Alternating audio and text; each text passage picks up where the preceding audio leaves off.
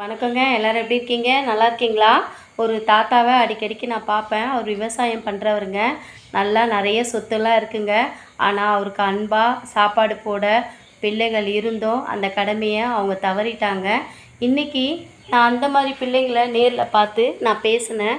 பேசும்போது கேட்டிங்கன்னா, அப்பா உயிரோடு இருக்கும்போது வேலைக்கு ஒரு வாய் சாப்பாடு போடாத பிள்ளை சொல்கிறான், எங்கள் அப்பாவுடைய ஃபோட்டோவை நான் 5000 கொடுத்து ரெடி பண்ணியிருக்கேன்.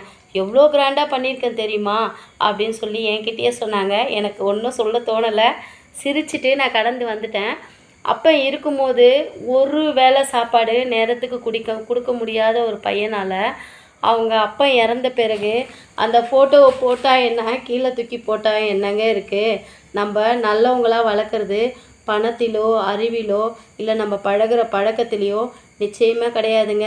ஒரு மனுஷனை எப்படி நம்ம மதிக்கிறோமோ அந்த மதிப்பு தாங்க நம்ம திரும்பி வரும். அப்படி இருக்கும்போது நம்மளை பெற்ற அப்பாவே நம்மளால் மதிக்க முடியலனா மற்றவங்கள பார்த்து மதித்து என்னங்க செய்ய போகிறோம்? எல்லாமே நன்மைக்கே.